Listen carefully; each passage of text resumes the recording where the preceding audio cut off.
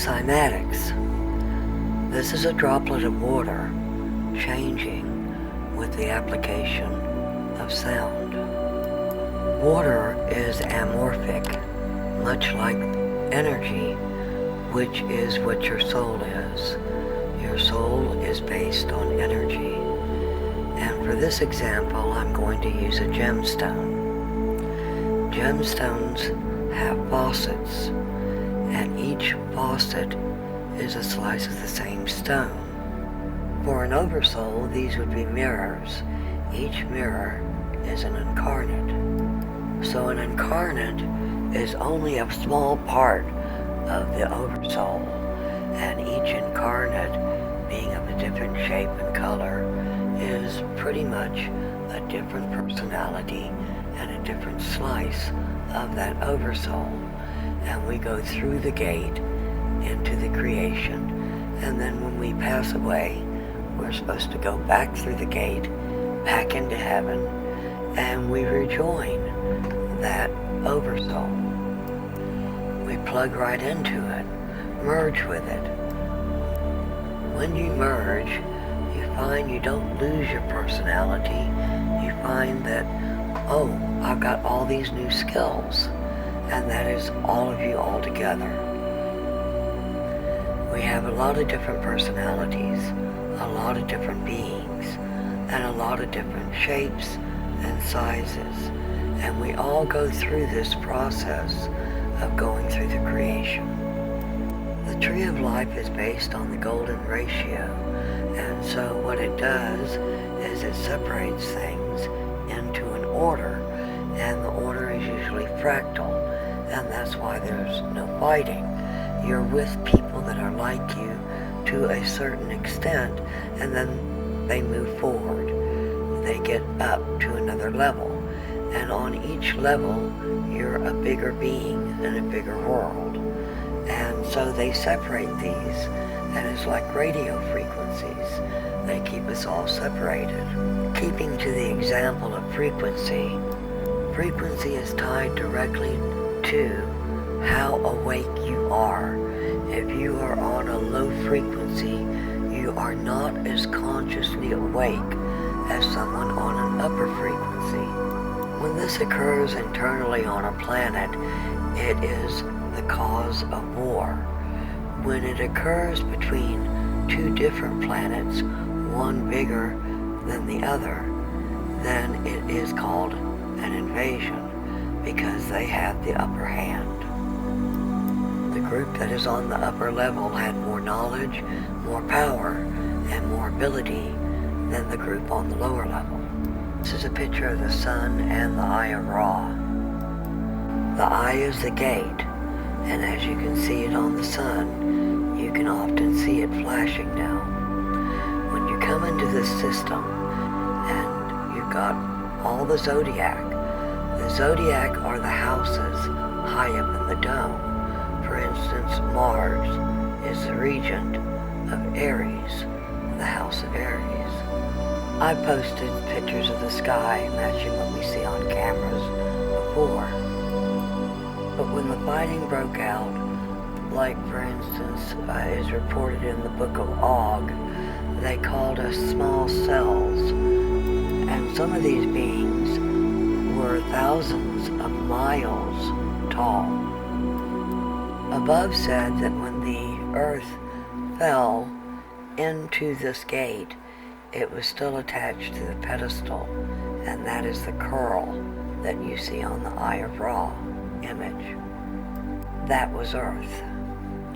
We were trapped here by frequency, and sound frequency traps us into the body.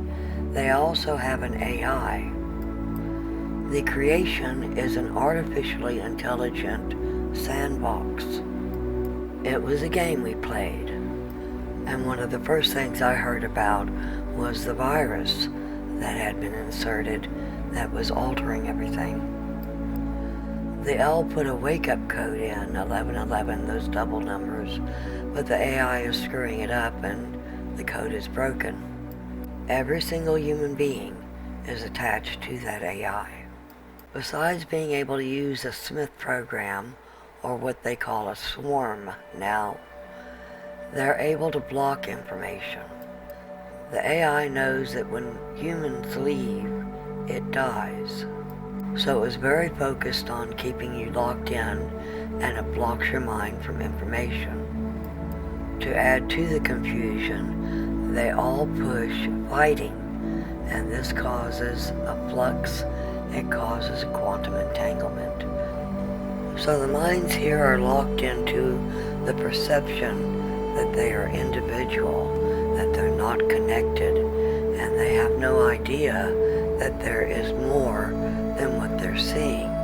Their minds are completely focused on the game of politics and world domination. This suits the AI control very well. But heaven was busy as well, identifying each and every sliver of mirror tied up in this quantum entanglement. It does not look like what you think it looks like to them.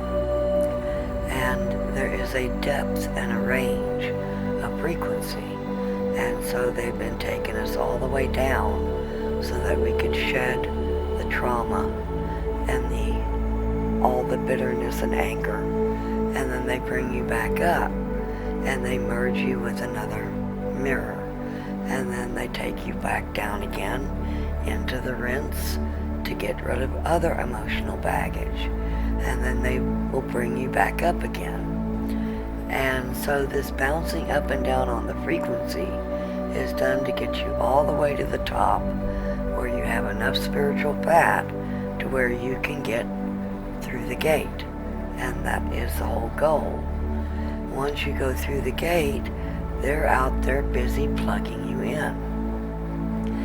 Everyone has within their own body a map.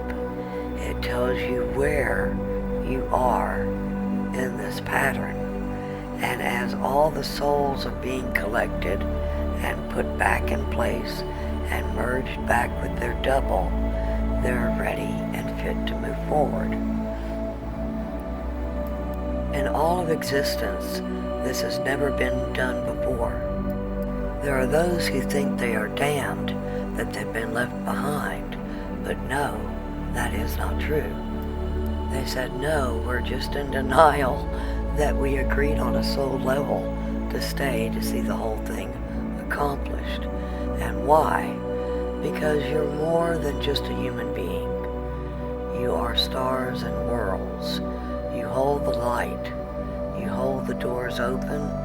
It is the power and strength of you as a transmitting antenna for light that holds this grid formation open so that they can get people out. It's because we were willing to stay and help and get all these people out that they were able to retrieve so many people. And we're all pretty much going through the same things, just at different times. When the time comes for you to stand up out of body, you will find your map. By now, everyone's aware that choices on the subconscious were dictating what path you're on, and for a brief moment, while you're standing there, you will have an image of both doors and both gates at the same time, and you will know which is heaven and which is the underworld, and you'll be able to pick the path you want to go on, and that is your last chance to make a correction of choices. Once you go on the west path, that's it, because your path was dictated by your choices here, and many of us know how clouded that was. However, the time is coming when Earth will soon separate into two worlds. There was a very intelligent man who left a comment on my channel, and he said it very well and very technical. However, for layman's terms, one world is all the bright life, everything down to the last blade of grass.